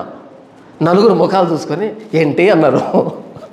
నాకు నిజంగా అదైతే నాకు అనిపించింది. ఏంటన్నా పెరుగన్నం? షాక్ అయ్యారు వాళ్ళు, లిటరల్గా షాక్ అయ్యారు. పెరుగన్నమా? ఏంటి పెరుగన్నమా? అదేంటి అంత షాక్ అవుతారు, పెరుగన్నం తినకూడదా అంటే, లేదన్నా మా దగ్గరికి వచ్చిన వాళ్ళు ఇప్పటి వరకు ఆ ఐటమే అడగలేదన్నా, ఆ ఐటమ్ అడగలేదన్నా, పెరుగన్నం అనే ఐటమ్ ఇప్పటిదాకా అడిగిన పాపని ఎవడు పోలే. మరి ఏం అడిగారంటే, ఇదే పీతల పులుసు, రొయ్యలు ఇగురు, లేకపోతే చేపల పులుసు ఇవి అడిగారు. అందులో రకాలు అడిగారు, కానీ పెరుగన్నం ఒకటి ఉంటుందని మాకు తెలియదన్నా, ఎవరు అడగలేదన్నా. నేను ఎందుకు చెప్పిన మాట అంటే, దేవుణ్ణి బట్టి అతిశయించేవాడు ఇవన్నీ కోరుకోడు. తినడం తప్పేమీ లేదు, కానీ తినడానికే అక్కడికి వెళ్తే అసహ్యం అని చెప్తున్నా. వెళ్ళినప్పుడు వాళ్ళు పెడితే తిను, ఇబ్బంది ఏమీ లేదు. కానీ ఆ వేదిక ఎక్కినప్పుడు వాళ్ళకి ఏమి నేర్పించాలి, ఏది ప్రతిష్ఠితమో ఏది ప్రతిష్ఠితం కాదో, ఏది పరిశుద్ధమో ఏది పరిశుద్ధం కాదో. దేవుడే నీ యజమాని, దేవుడే నీకు జీతం ఇచ్చేవాడని మనసులో పెట్టుకుని నువ్వు ప్రసంగం చేస్తే చూడు. ఆ పెరుగన్నం తిని ప్రసంగం చేసి వచ్చాను. వాళ్ళ జీవితంలో ఎప్పుడు ఆ ప్రసంగం వినలే, వాళ్ళ జీవితంలో ఎప్పుడు ఆ ప్రసంగం వినలే. కానీ నాకంటే ముందు వెళ్ళి ఆ పీతల ఎగురు తిని, చేపల పులుసు తిని ప్రసంగాలు చేసి వచ్చారు. ఏం చేశారో వాళ్ళకి తెలియదు, ఏమి విన్నారో వీళ్ళకి తెలియదు. గాలి కలిసిపోయింది, కర్పూరం కలిసిపోతుంది గాలి, అలా కలిసిపోయింది అంతే. నేనేం చెప్తున్నాను అంటే, నా స్వాస్థ్యం దేవుడు కాబట్టి నేను మాట్లాడే మాట ఒకలాగా ఉంటుంది, నేను చేసే ప్రసంగం ప్రపంచానికి భిన్నంగా ఉంటుంది, వాక్యానికి సమాంతరంగా ఉంటుంది.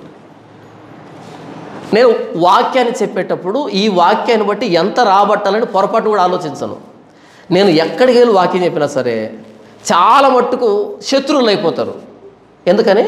వాళ్ళ నమ్మకాలు కూలిపోతాయి, వాళ్ళ విశ్వాసాలు కూలిపోతాయి, వాళ్ళ అభిప్రాయాలు కూలిపోతాయి, వాళ్ళు అనుకున్నంత కూలిపోతుంది. ఎందుకంటే వాక్యం వాళ్ళకు వ్యతిరేకంగా ఉంటుంది. చెప్పాను కదా, సెమీ క్రిస్మస్కి పిలిస్తే ఎందుకు కేక్ కట్ చేశారని అడిగాను. ఇంకోసారి పిలుస్తారా? పిలవరు. కానీ ప్రపంచానికి సత్యం ఏంటో తెలియాలంతే. 28వ వచనం, వారికి స్వాస్థ్యం ఏదనగా నేనే వారికి స్వాస్థ్యం. ఎవరికి స్వాస్థ్యము? సాదోకు సంతతికి స్వాస్థ్యము నేనే. అంతకంటే ముందు అహరోను సంతతికి వాళ్ళకు కూడా స్వాస్థ్యం నేనే అని చెప్పాడు, కానీ తుంగలో దొక్కేశారు. ఎవరికి వాళ్ళు సంపాదించుకోవడం ప్రారంభించారు. ఏలి ఉన్నాడు కదా, ఏలి ఏం చేశాడు? తను తాను క్రొవ పెట్టుకున్నాడు, తన కుమారులు క్రొవ పెట్టాడు. సంపాదించుకోవడానికి ఇష్టపడ్డారు. బహు స్థూలకాయుడని రాయబడింది. బలిసిపోయాడు, దేవుని ఆ సంపాదనతో బలిసిపోయాడు.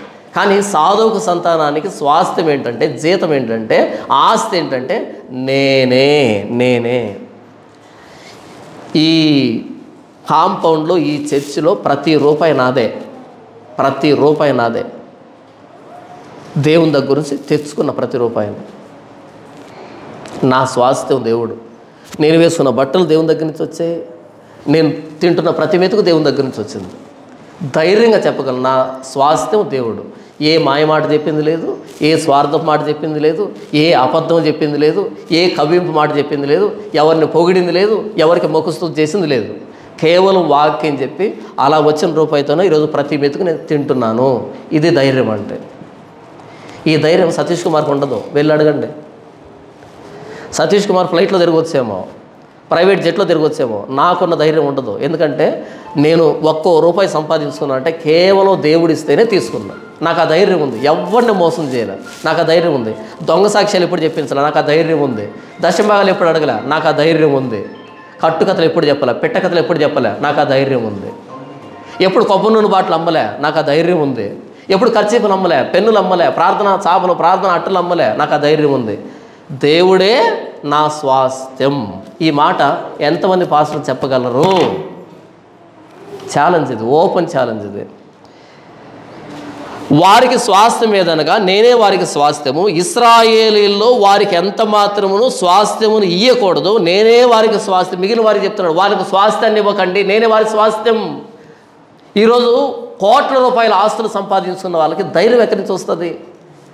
దేవుడిచ్చిన రూపాయి శ్రేష్టమైనది. మనకై మనము దేవుడి పేరును అడ్డు పెట్టుకుని సంపాదిస్తే అది శాపం, మంచిది కాదు. ఈరోజు సేవ భ్రష్టు పట్టడానికి కారణం ఏంటంటే ఆ రూపాయే. ఏది పవిత్రమైందో, ఏది పవిత్రంగా ఉందో ఈ తేడా గుర్తుపట్టలేని స్థితిలో సమాజం ఉన్నప్పుడు నాకెందుకు ఆస్తి?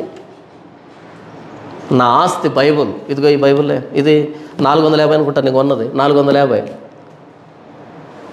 ఈరోజు నేను ఇలా ఉన్నానంటే ఇదే కారణం. కానీ మీ చేతిలో కూడా బైబిల్ ఉందా? ఇది వాడడం నేర్చుకోండి. దీని ప్రకారం పరిచయం చేయడం నేర్చుకోండి. ప్రభు జీతం ఇస్తాడు, నాకు ఇస్తున్నాడు జీతం. కానీ మీకు తెలియదు. మీరేమనుకుంటారు తెలుసా? అన్నకేంట్లే అనుకుంటారు. కాదు, ఇదే నా ఆస్తి, బైబిలే నా ఆస్తి. ఇప్పుడున్నదంతా మొత్తం కూలిపోయి నన్ను ఒక్కనే ఒక కొత్త ప్రదేశం నిలబెట్టినా సరే, ఎవడైనా దయచేసి ఒక బైబిల్ ఇస్తే చాలు, మరలా ఇక్కడ దాకా వస్తాను. ఎందుకంటే ఇదే నా ఆస్తి, ఇదే నా పెట్టుబడి. ఇది ఎలా వాడాలో మీకు తెలియదు, ఇది ఎలా వాడాలో నాకు తెలుసు. అదే తేడా ఇద్దరికి. 29వ వచనం, నైవేద్యములను పాప పరిహారార్థ బలిమాంసమును అపరాధ పరిహారార్థ బలిమాంసమును వారికి ఆహారమగును. ఇశ్రాయేలు చేత దేవునికి ప్రతిష్ఠితములకు వస్తువులన్నీ వారివి. మీ ప్రతిష్టార్పణలన్నిటిలోనూ తొలుచు వాటన్నిటిలోనూ మొదటివియు, ప్రథమ ఫలములన్నిటిలోనూ మొదటివియు యాజకుల వగును. మీ కుటుంబములకు ఆశీర్వాదం కలుగునట్లు మీరు ముందుగా పిసికిన పిండి ముద్దను యాజకులకి ఇవ్వలను. మీ కుటుంబం ఆశీర్వదించబడాలంటే ముందుగా పిసికిన పిండి ముద్ద యాజకునికి ఇవ్వాలి. ఏ యాజకుడికి? సాధువుకు సంతానపు యాజకుడికి, అడ్డమైన యాజకులకు కాదు. మీరు మొదటగా పిసికిన పిండి ముద్దలో మొదటిది ఎవరికి ఇవ్వాలి? ఏ యాజకులకి ఇవ్వాలి? ఏలి లాంటి యాజకులు కాదు. క్షమించండి, నేను మొదట్లో హోఫ్ని ఫీనాస్ అన్నాను కదా. హోఫ్ని ఫీనాస్ కాదు, నాదాబు అబీహు. ఇప్పుడు గుర్తొచ్చింది. నాదాబు అబీహులు ఎక్కడ? అహరోను కొడుకులు. హోఫ్ని ఫీనాసులు ఎవరు? ఏలి కుమారులు. ఓకే, హోఫ్ని ఫీనాసు లాంటి వాళ్ళకి, ఏలి లాంటి వాళ్ళు కాదు మొదటి పిండి ముద్ద ఇవ్వాల్సింది. వాళ్ళు కోపడతారు. సాధువుకు సంతానపు వారికి ఇవ్వాలి. తర్వాత 31వ వచనం, పక్షులలోను పశువుల్లోనూ తనకు తాను చచ్చిన దానిని కానీ చీల్చబడిన దాన్ని కానీ యాజకులు భుజింపకూడదు. చచ్చిన వాటిని యాజకులు భుజింపకూడదు. అంటే దేవుడు కట్టించబోతున్నటువంటి బ్రహ్మాండమైన ఆ మందిరములో యాజకత్వం చేయవలసిన సాధు వంశపు వాళ్ళు ఏం బట్టలు కట్టుకోవాలి, ఏ తిండి తినాలి, ఏ పానీయం సేవించాలి, వాళ్ళు ఎలాంటి సేవ చేయాలి, వాళ్ళకి కానుకేంటి, వాళ్ళు ఎక్కడికి వెళ్ళాలి, ఎక్కడికి వెళ్ళకూడదు, వాళ్ళు ఎవరి విషయంలో ఏడవాలి, ఎవరి విషయంలో ఏడవకూడదు, ఒకవేళ అపవిత్రత జరిగితే ఎలాంటి బలి అర్పించాలి, ప్రతిదీ కూడా దేవుడిచ్చాడు. చివరికి వాళ్ళు వెంట్రుకలు ఎంతవరకు పెంచుకోవాలో కూడా దేవుడు చెప్పాడు. ఎందుకంటే అది దేవుని సన్నిధి, దేవుడు కట్టించబోతున్న మందిరం. ఆ మందిరంలో ఎవరు సేవ చేయాలి, ఎలా చేయాలన్నది ఆయనే నిర్ణయించాలి. సాధువుకు వంశపు వారు ఎలాంటి సేవ చేయాలి, వాళ్ళు ఏం బోధించాలి కూడా దేవుడు చెప్పాడు.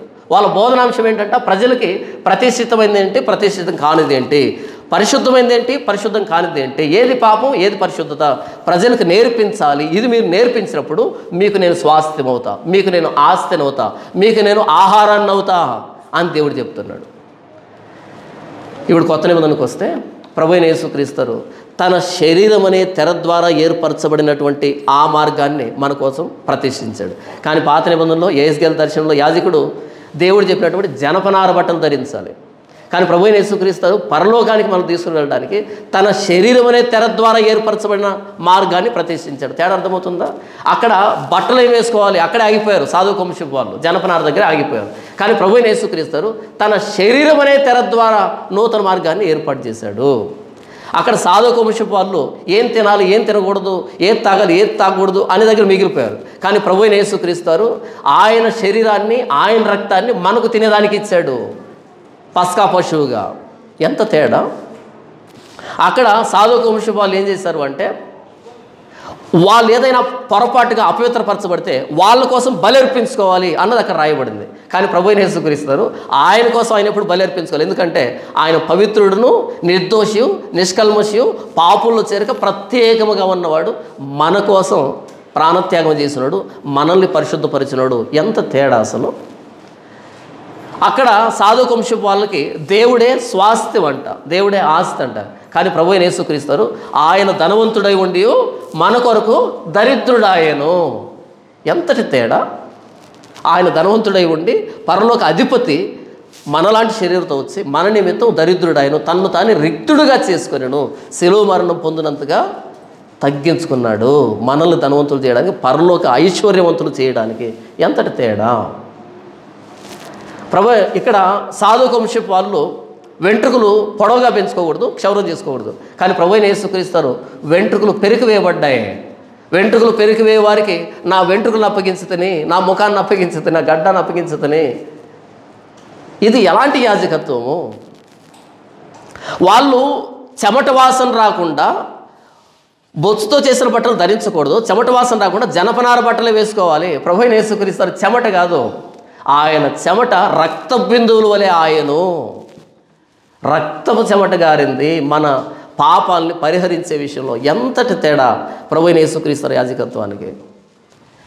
వాళ్ళు చచ్చిన దాన్ని దేన్ని తగలకూడదంటే ప్రభువైన యేసుక్రీస్తు మన నిమిత్తం శిలువలో ప్రాణం విడవాల్సి వచ్చింది. ఎంత అద్భుతమైన యాజకత్వం ఇది!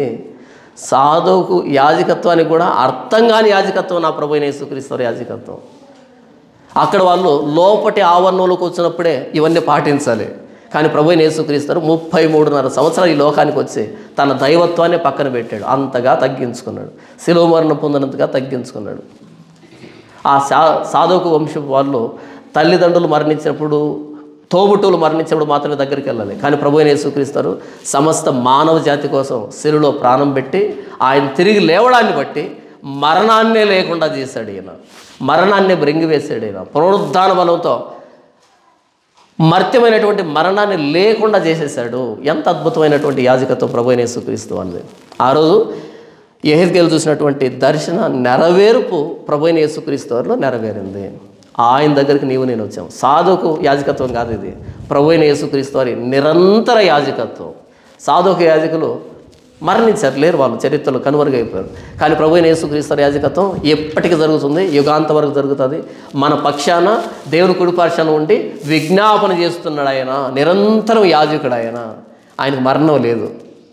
మరణం లేని ఆయన మన కోసం ప్రాణం పెట్టి మన కోసం నిరంతరం యాజకత్వం చేస్తున్నాడు. ప్రభు తండ్రి పక్షాన కుడిపార్శ్వాన నిలవబడి మన కోసం విజ్ఞాపన చేస్తున్నాడు. ఎంత ధన్యులమే ప్రభువైన యేసుక్రీస్తు వారి నిరంతర యాజకత్వంలో మనం వ్యక్తులుగా ఉన్నాం. మనకు నిరంతరం బోధిస్తున్నాడు ఆయన. పరిశుద్ధాత్మ దేవుని ఎందుకు అనుగ్రహించాడు అంటే నీతిని గూర్చి, తీర్పును గూర్చి, పాపాన్ని గూర్చి నిత్యం మనల్ని ఒప్పించడానికి. ఆ రోజు సాధువుకు యాజకులు ఏం పని చేయాలంటే పరిశుద్ధమైంది, పరిశుద్ధం కానిది, ప్రతిష్ఠితమైంది, ప్రతిష్ఠితం కానిది, ఇవి నేర్పించాలి జనాలకి. కానీ ప్రభువైన యేసుక్రీస్తు పరిశుద్ధాత్మ దేవుని మనకు అనుగ్రహించి పాపాన్ని గూర్చి, నీతిని గూర్చి, తీర్పును గూర్చి మనల్ని ఒప్పింపజేస్తున్నాడు. మనల్ని సర్వసత్యంలోకి నడిపిస్తున్నాడు. నిరంతరం బోధ అంతరంగంలో నుంచి మనకెవరో బోధించాల్సిన అక్కర్లేదు. అంతరంగంలో నిరంతరం బోధ జరుగుతూనే ఉంది పరిశుద్ధాత్మ దేవుని బట్టి. ఎంత ధన్యకరమైన జీవితం మనది. యెహెజ్కేలు దర్శనం నెరవేర్పు మన ప్రభు అయిన యేసుక్రీస్తులో మనం పాలుభాగస్తులుగా ఉన్నాం. దేవుడి వాక్యాన్ని దీవించును గాక. ఆమేన్.